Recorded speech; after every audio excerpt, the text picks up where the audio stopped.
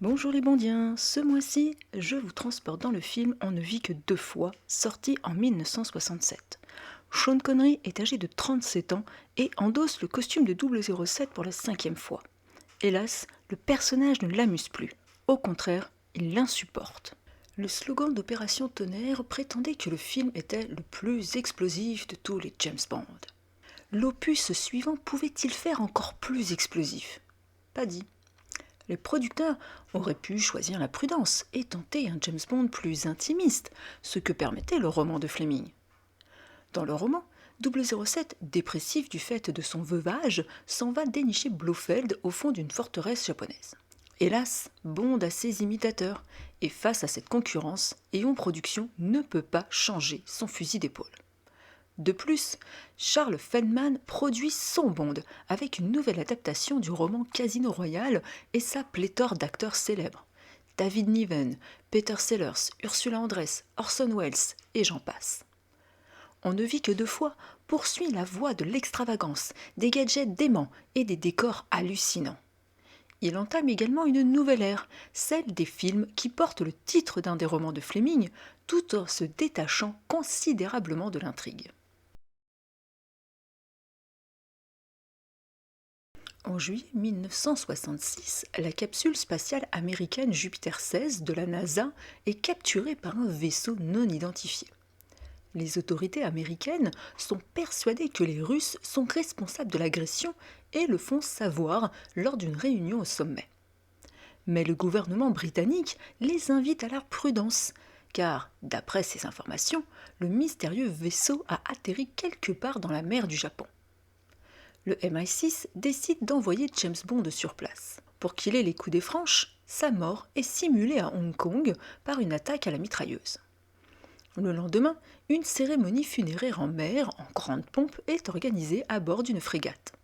Son linceul est jeté à la mer et l'agent secret est discrètement récupéré par des plongeurs qui le font monter à bord d'un sous-marin. Il y retrouve M et Miss Moneypenny qui l'informent des détails de la mission. Au large des côtes japonaises, Bond est éjecté par un tube lance-torpille et rejoint la rive à la nage. Arrivé à Tokyo, Bond retrouve son contact à un tournoi de sumo. Il s'agit d'Aki, une jeune femme des services secrets japonais. Elle le conduit aussitôt chez Dicko Anderson, un agent de liaison du MI6. Ce dernier confirme à Bond que les Russes ne sont pas impliqués dans la disparition de la capsule. L'opération a bien été menée depuis le Japon. Mais la discussion tourne court quand Anderson se fait poignarder. Bond poursuit l'assassin et le neutralise dans le jardin de la propriété. Apercevant son complice qui attend dans une voiture, il a l'idée de revêtir les vêtements du tueur. Il simule une grave blessure et s'écroule à l'arrière du véhicule. Le complice démarre et l'emmène dans les bureaux d'une société, Osato Chemical. Après une bagarre où il réussit à avoir le dessus sur son adversaire, Bond dérobe des documents dans un coffre-fort et s'enfuit, poursuivi par des vigiles. Aki, qui l'a suivi, l'emmène alors chez son supérieur, Tigre Tanaka, qui fait analyser les documents. Sur une photo montrant un cargo nommé Ningpo, il découvre un micro-point. Agrandi, celui-ci leur apprend que la touriste qui a pris la photo a été tuée, conformément aux instructions. Le lendemain, Bond retourne chez Osato Chemical et se présente comme un homme d'affaires. Il rencontre le PDG, M. Osato, et sa secrétaire allemande, Helga Brandt. Pendant l'entrevue, Osato s'aperçoit que Bond est armé et ordonne à sa secrétaire de le faire tuer. Bond s'enfuit avec l'aide d'Aki et les hommes de main d'Osato sont interceptés par l'hélicoptère de Tanaka doté d'un aimant. Ils finissent dans la mer. Bond part ensuite avec Aki pour Kobe, où le Ningpo fait escale. Ils y découvrent le fret qui attend d'être embarqué, de l'oxygène liquide, un comburant utilisé en astronautique. Surpris par les dockers, aux ordres d'Osato, Bond fait diversion pour qu'Aki puisse s'enfuir. Capturé, il est emmené sur le navire dans la cabine d'Helga Brandt, qui a reçu l'ordre de le tuer. La jolie jeune femme le menace d'abord avec un scalpel, mais ne peut s'empêcher de l'embrasser. Bond lui fait alors croire qu'il est en réalité un espion industriel et lui propose une part de ses bénéfices si elle le libère. Pensant qu'elle pourra le tuer plus tard, la secrétaire fait semblant d'accepter le marché pour passer la nuit avec 007 et le ramène ensuite à Tokyo. Mais pendant le vol, elle parvient à l'entraver à son siège, fait plonger l'appareil et saute en parachute, persuadée de l'avoir ainsi tué. Cependant, Bond réussit à se libérer au dernier moment, mais il ne peut éviter le crash. Entre-temps, les hommes de Tanaka découvrent que le Ningpo a déchargé sa cargaison au large de l'île de Matsu, dans la mer du Japon. Bond y fait une reconnaissance à bord de la petite Nelly, un autogire en kit apporté par Q. La reconnaissance est infructueuse, mais Bond est attaqué par des hélicoptères surgis de nulle part. Après un violent combat, il rejoint Tanaka dans sa base d'entraînement située dans un château médiéval. Peu après, les Russes envoient à leur tour une capsule dans l'espace, qui est elle aussi capturée. Cette fois, le spectateur peut voir où atterrit le mystérieux vaisseau. Le cratère d'un volcan de l'île de Matsu récèle un lac en trompe-l'œil qui coulisse, donnant accès à une base secrète du spectre. Blofeld, qui dirige les opérations, y travaille pour le compte de dirigeants nippons sans scrupules qui souhaitent que les deux superpuissances s'anéantissent mutuellement. Il leur demande une avance de 100 millions qui n'était pas prévue. Lorsque Blofeld apprend que Bond est toujours vivant, il convoque Helga Brand, le numéro 11 du spectre, et Osato pour obtenir des explications. Ce dernier rejette aussitôt la faute sur Brand. Pétrifiée d'apprendre qu'elle a échoué à tuer l'agent, la jeune femme essaye vainement de se justifier, mais Blofeld lui fait payer très cher cet échec en la précipitant, sans pitié, dans un bassin infesté de piranhas. Les poissons ne laissent aucune chance à la malheureuse Allemande qui meurt dévorée vivante. Blofeld ordonne ensuite à Osato, terrifié, d'éliminer Bond s'il ne veut pas finir comme son assistante. Parvenu au château, Bond fait connaissance avec les agents surentraînés des services japonais, les ninjas. Tanaka a prévu de les infiltrer dans l'île de Matsu. Pour ne pas éveiller les soupçons, Bond doit s'y rendre en jouant le rôle d'un jeune marié japonais. Le temps que la fausse cérémonie de mariage s'organise, Bond s'initie aux arts martiaux des ninjas. Mais le temps presse. Il échappe de peu à 2 nouvelles tentatives d'assassinat du spectre, l'une d'elles étant fatale à Aki. À peine arrivé sur l'île de Matsu, Tanaka et Bond sont informés qu'une nouvelle capsule américaine va être lancée. Si elle est interceptée, les Américains déclencheront des représailles contre les Russes. Kissy Suzuki, l'épouse de Bond, leur apprend alors qu'une des plongeuses du village a trouvé la mort asphyxiée dans un tunnel de lave débouchant sur la mer. Elle emmène Bond sur place et ils constatent que la galerie a été volontairement saturée de gaz mortel. Ils en déduisent que le volcan auquel elle est reliée abrite la base qu'ils recherchent. Parvenus au sommet du cratère, ils découvrent le lac factice. Ce dernier se met alors à coulisser pour permettre à un hélicoptère du spectre de décoller. Bond en profite pour s'introduire dans la base, pendant que Kissy part prévenir Tanaka et ses ninjas. Bond libère les astronautes américains capturés et avec leur aide prend la place d'un homme du spectre qui doit s'embarquer à bord du vaisseau spatial. Mais Blofeld, qui surveille les préparatifs du lancement, le repère et le fait arrêter. Bond assiste ensuite impuissant au décollage du vaisseau depuis le centre de contrôle de la base. Jouissant de la situation, Blofeld en profite pour lui faire part de son plan machiavélique. Mais son triomphe est de courte durée, car Tanaka arrive avec ses hommes. S'ensuivent de violents affrontements alors que le vaisseau du spectre se rapproche dangereusement de la capsule américaine. Au dernier moment, Bond trouve comment déclencher son système d'autodestruction. La mission est accomplie. Peu après, Blofeld amorce des explosifs disséminés dans toute la base et s'échappe. Bond et les Japonais survivants s'enfuient par une des galeries du volcan et plongent dans la mer. Arrivent alors des avions de secours qui larguent des radeaux de sauvetage. Bond, qui se trouve avec Kissy dans un des canots, n'a pas le temps de profiter de ce moment d'intimité. Le sous-marin qui l'a amené au Japon fait surface et leur embarcation se retrouve hors de l'eau, sur le pont du submersible. C'est l'heure du debriefing pour l'agent 007. C'est à l'origine le roman Au service secret de Sa Majesté qui devait être adapté. Toutefois, un été exceptionnellement froid empêcha le tournage en Suisse. C'est donc le roman On ne vit que 2 fois qui est choisi. Un autre film, The Bells of Hell Go Thing-a-Ling, avec Gregory Peck, devait être tourné en Suisse au même moment. Le tournage fut interrompu après seulement quelques semaines de tournage en raison des mêmes conditions climatiques. Face au succès de Goldfinger et Opération Tonnerre, les producteurs doivent faire plus grand, plus spectaculaire. Ils demandent à Lewis Gilbert de réaliser le film, mais celui-ci n'est pas tenté dans un premier temps. Albert Broccoli va réussir à l'amadouer en lui faisant miroiter le succès et la notoriété. Il flatte son orgueil. Le réalisateur se rend au Japon avec les producteurs, le décorateur Ken Adam et le chef opérateur Freddie Young. Le 5 mars 1966, alors qu'ils doivent repartir, les membres de l'équipe échappent de justesse à la mort. 2 heures avant le décollage de leur Boeing 707, ils sont invités à une démonstration de ninja. Pris par le spectacle, ils manquent leur avion. Ce dernier a décollé comme prévu. Sauf que 25 minutes après le décollage, l'avion rencontre de fortes turbulences et se désintègre au-dessus du mont Fuji, tuant tous les passagers.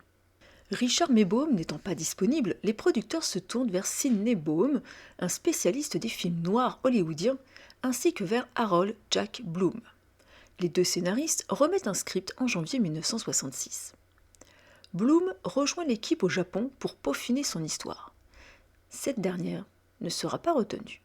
Toutefois, plusieurs de ses idées furent utilisées dans le scénario final. La fausse mort de Bond, son enterrement en mer et l'attaque des ninjas. Il sera donc crédité au générique, avec la mention « matériel narratif supplémentaire ». Les producteurs contactent alors l'écrivain gallois Roald Dahl, malgré son inexpérience en matière d'écriture cinématographique. Bien qu'ami de Ian Fleming, l'écrivain pense que On ne vit que 2 fois est l'un de ses plus mauvais romans. Il le qualifie de récit de voyage. Il s'attelle néanmoins à la tâche. N'ayant que 6 semaines pour livrer la première version, il propose une intrigue assez classique dans la lignée de Dr. No. Il a la pleine confiance du réalisateur qui lui fera tout de même quelques suggestions. Lewis avait de bonnes idées, il les partageait et puis vous laissait tranquille. Le scénario terminé, il tournait le film. D'autres réalisateurs ont un tel ego qu'ils veulent réécrire le scénario et y ajouter leur propre dialogue. C'est généralement désastreux. Ce que j'admirais tant chez Lewis Gilbert, c'est qu'il prenait le scénario tel quel. C'est comme ça qu'on réalise. On fait confiance à son scénariste. C'est en mai 1966 que l'écrivain remet son scénario final. Roald déclarera plus tard que de toutes les adaptations cinématographiques de ses œuvres écrites, celle-ci était la seule dont le résultat filmé lui avait plu. Thelma Connell, la monteuse habituelle du réalisateur Lewis Gilbert, avait initialement été engagée pour le montage de ce film. Cependant, après que sa première version de près de 3 heures eut reçu un accueil mitigé auprès du public test, Robert Hunt fut chargé de remonter le film. Il accepta à condition de pouvoir réaliser le prochain James Bond au service secret de Sa Majesté. La version de Hunt rencontrant un grand succès, il obtint le poste de réalisateur pour le film suivant. La coordination des cascades est à nouveau confiée à Bob Simmons. Quant aux effets spéciaux, Broccoli et Saltzman souhaitaient dans un premier temps les confier à Century 21 Productions. Ces derniers refusèrent. Les 2 hommes se tournèrent à nouveau vers John Steers. Il faudra attendre L'Homme au pistolet d'or en 1974 pour que Derek Meddins, chef technicien des effets spéciaux de la société gérée par Jerry et Sylvia Anderson, travaille sur un James Bond. Sean Connery s'est lassé du rôle de James Bond, et cela se ressent. Au début du tournage, il indique au producteur que ce sera son dernier film, qu'il souhaite passer à autre chose, surtout que son contrat arrive à échéance. D'où vient cette lassitude? Primo, l'acteur écossais ne s'entend plus avec Saltzman et Broccoli, au point qu'il refuse de sortir de sa loge si ces derniers sont sur le plateau de tournage. Deuxièmement, il est las d'être constamment comparé à 007. Lors d'une interview, l'acteur se présente vêtu d'un t-shirt, d'un pantalon ample et de sandales, et sans perruque. Le journaliste, consterné, lui demande si c'est ainsi que s'habille James Bond. Sean répond « Je ne suis pas James Bond, je suis Sean Connery, un homme qui aime s'habiller de manière confortable. » Tertio, l'effervescence régnante autour de l'espion britannique. Sean ne peut plus faire un pas sans être harcelé par des fans ou des paparazzis. Au Japon, 007 est même adulé tel un dieu, ce qui perturbera le tournage. Les paparazzis iront jusqu'à le photographier aux toilettes. Photo qui paraîtra dans un journal local. Les paparazzis le suivent partout, jour et nuit, épiant ses moindres gestes. Sa femme, Diane Cilento, dira « Sean était mis à rude épreuve. Partout où il allait, il y avait toujours quelqu'un caché derrière un arbre. Les photographes le suivaient même dans les toilettes de sa caravane de tournage. Pour détendre l'atmosphère, les producteurs invitèrent l'Écossais au restaurant. Il s'installe à table et aussitôt les serveurs sortent des appareils photo et mitraillent au Sean. Ce harcèlement médiatique va obliger l'acteur à vivre en reclus dans son hôtel et utiliser le room service pour ses repas. Pour faciliter le tournage, Lewis sera contraint de filmer certaines scènes en caméra cachée. Nous avions décidé de faire un simple plan de lui en train de marcher dans Ginza. Nous nous sommes dit que le moyen le plus sûr d'y parvenir était de cacher notre caméra, de le faire sortir discrètement d'une voiture et de le laisser passer devant nous. On a essayé. Dès que Sean est descendu de la voiture, il s'est fait encercler par des milliers de fans. C'était complètement dingue, un vrai cauchemar. L'Écossais menace de tout arrêter. Le réalisateur engage donc 12 gardes du corps, dont le rôle est d'encercler la voiture de Sean et d'empêcher les fans d'approcher. Le lendemain, au moment où l'acteur sort de son hôtel pour monter dans la voiture, les bodyguards dégainent un appareil et photographient l'homme à leur tour. Sean trouve que le personnage est déshumanisé, que les scénarios se désintéressent de l'homme pour se concentrer sur les gadgets et les explosions. L'une des raisons qui m'ont fait quitter Bond après On ne vit que deux fois était la place prise par les engins spatiaux et les effets spéciaux. Il n'y en avait plus que pour eux. Le personnage l'ennuie, les délais de tournage sont de plus en plus longs et c'est tout juste si on lui demande de jouer la comédie. Pour le retenir, Saltzman et Broccoli lui offrent $1 million. Non, il ne signera pas pour un autre film. De peur de le voir partir, les producteurs lui cherchent un remplaçant et font passer des auditions à Terence Stamp. Il fait quelques essais, mais s'avérera peu convaincant. Néanmoins, Sean Connery est un professionnel, fera ce pourquoi il est embauché, mais se présentera blasé sur les plateaux de Pinewood. Il défendra même le film auprès des journalistes. Je le cite. « Est-ce parce que ce sont des productions anglaises ? Les Bonds n'ont jamais été salués comme il convenait. En tout cas pas immédiatement, pour leur décor ou pour le spectacle qu'ils proposaient et qui ont contribué à changer le cinéma. Le public ne voyait que l'action, les gadgets et les girls. » Sean recevra à la fin du tournage un cachet de $750 000 plus un pourcentage sur les recettes du film. Lors d'une tournée promotionnelle, un journaliste lui demanda s'il trouvait les femmes japonaises séduisantes. Ce à quoi il aurait répondu « non », ce qui lui valut d'être insulté par de nombreux Nippons. Ce faux pas s'avérera être dû à une erreur de traduction. La véritable phrase était qu'il ne trouvait pas les femmes japonaises séduisantes parce qu'elles cachaient leur silhouette derrière des kimonos. Le directeur d'United Artists, Bud Ornstein, s'est rendu aux îles Canaries pour rencontrer le légendaire acteur japonais Toshiro Mifune et lui proposer le rôle de Tigre Tanaka. La star décline l'offre, préférant jouer dans Grand Prix de John Frankenheimer.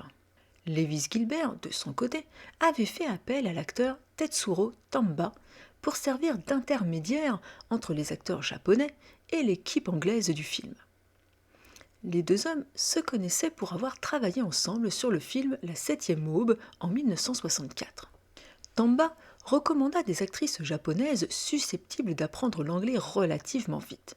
Il obtint le rôle de Tanaka lorsque Mifune refusa. Bien qu'anglophone, l'acteur fut doublé par Robert Rietti, un habitué de la série.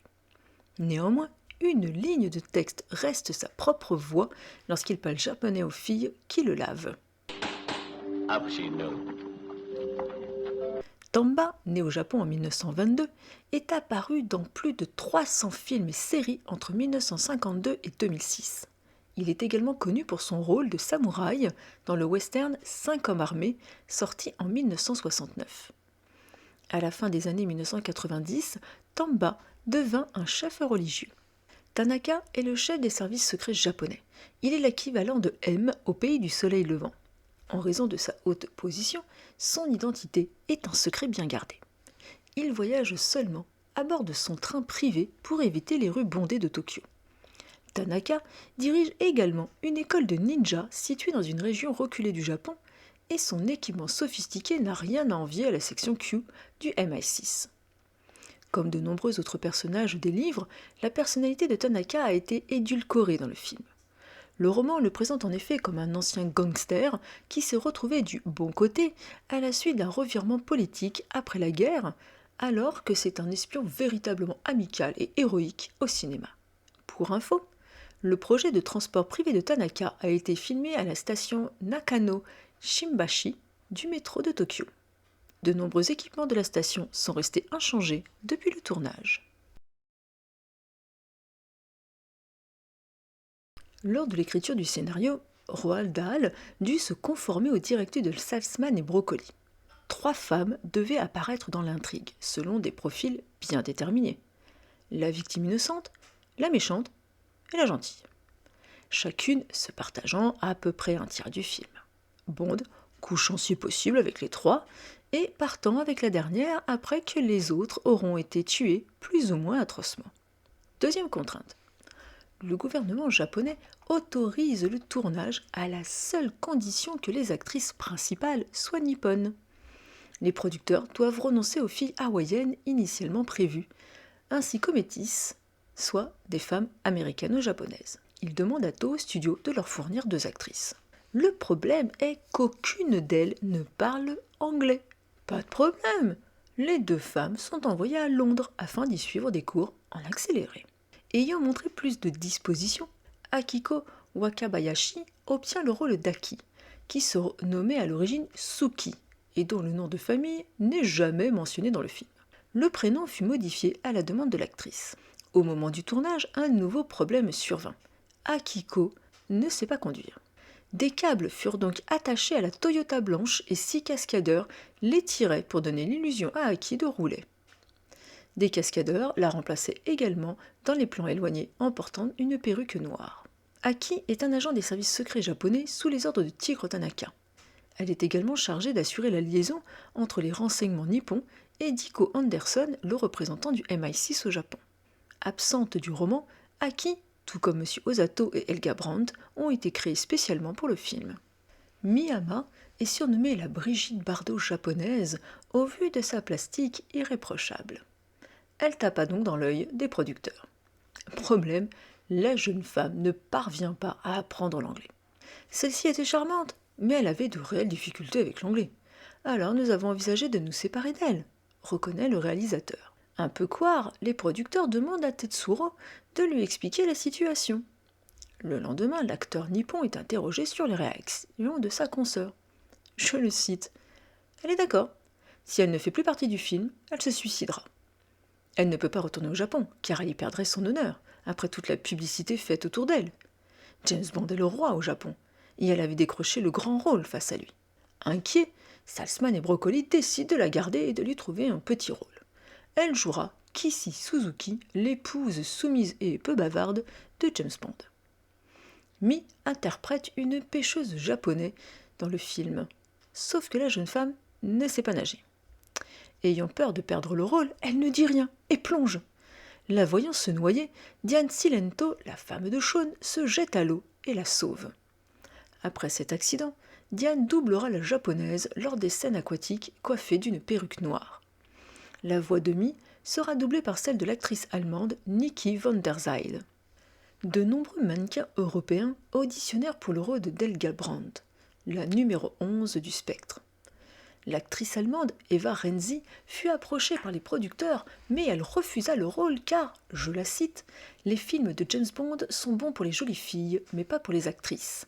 Je préférerais vendre des chaussures. » L'actrice Sabine Sesselsman ne fut pas retenue. L'équipe finit par porter son choix sur Karine Dor, qui reste à ce jour la seule actrice allemande à avoir interprété une James Bond girl. Son audition s'est déroulée dans l'appartement de Ling, au studio Pinewood, où elle joua la séquence de torture et de séduction à bord du Ningpo. Après des essais concluants, de longues négociations ont eu lieu au Dorchester Hotel à Londres. Dor et son agent, Ruth Killer, sont inquiets car l'actrice n'a pas de permis de travail. Ils ont 4 jours pour obtenir le permis, sinon le contrat est annulé. L'actrice se souvient de ce moment. Je la cite. Salzman est arrivé en courant, m'a pris le bras, m'a tiré hors de la voiture et m'a dit « Vous avez le pire agent avec lequel j'ai jamais travaillé ». La production souhaitait à l'origine faire appel à une cascadeuse pour filmer la chute de Brandt dans le bassin mortel de Blofeld. Cependant, Dor, qui était habituée à réaliser ses cascades en Allemagne, insista pour faire cela elle-même. Après avoir sauté dans la piscine, des plongeurs l'ont tirée sous l'eau. Bien qu'elle soit allemande, Karin Dor fut doublée dans la version allemande du film. Dans le scénario de Dahl, Helga était une Européenne blonde et portait le numéro 12. L'équipe cherchait un nouvel acteur pour interpréter Blofeld, le numéro 1 du spectre. Anthony Dawson avait jusqu'à présent prêté ses mains et le bas de son corps au méchant. Dans On ne vit que deux fois, Blofeld montre enfin son visage. L'acteur doit donc être effrayant. Salzman porta son choix sur l'acteur tchèque Jan Verič, surnommé le clown sage. Cependant, les producteurs ont finalement décidé que Verič ressemblait plus à un grand-père sympathique qu'à un méchant redoutable. Je les cite. Quand nous avons vu entrer ce gentil Père Noël, un monsieur âgé, d'allure sympathique, je me suis dit « Ce n'est pas possible que cet homme incarne le méchant », confie Gilbert. Le comédien est donc congédié après 5 jours de tournage. Version officielle, Verič quitta le tournage pour raisons médicales. Plusieurs acteurs sont sollicités pour incarner Blofeld, mais tous ont des engagements au théâtre ou à la télévision qui les empêchent d'accepter le rôle. L'acteur britannique Donald Pleasence, qui s'était spécialisé dans les incarnations de méchants, fut invité à jouer Blofeld. Afin que le méchant ait une apparence inhabituelle, il a été envisagé de lui attribuer une bosse, une barbe, un pied beau, puis une main artificielle, avant de lui faire arborer une cicatrice ensanglantée au visage. L'acteur avouera plus tard que la cicatrice était très inconfortable en raison de la colle qui fixait son œil et qu'il ressemblait à une espèce d'œuf dur à la coquille éclatée. Le personnage de Dr. Evil dans la franchise cinématographique Austin Powers est une parodie de Blofeld de Donald Pleasence. Crâne chauve, cicatrice au visage, chat de compagnie, veste nez roux. Anecdote amusante. Pleasence est visible à l'écran moins de 10 minutes au total, y compris les scènes où Blofeld est entendu, et non vu. Conclusion, Mac Myers a passé beaucoup plus de temps à parodier le Blofeld de Pleasence que Pleasence à le jouer. Autre anecdote, dans le film Contre une poignée de diamants, sorti en 1974, Donald Pleasence incarne un agent britannique nommé Cedric Harper. Lors du tournage, évoquant le réseau de sabotage, l'acteur affirme qu'un homme lié à ce réseau est un agent soviétique du nom de Sean Connery. Lorsque le réalisateur lui demande de répéter, il se reprend et répond « Kelly, Sean Kelly ». Si Anthony Dawson semblait se très bien accommoder du chat de Blofeld, ce ne fut pas le cas de Donald. L'acteur lui reprochait de salir constamment son pantalon. Quand le décor de la base secrète de Blofeld explosa, le bruit fut tellement assourdissant que le chat blanc prit peur et s'échappa.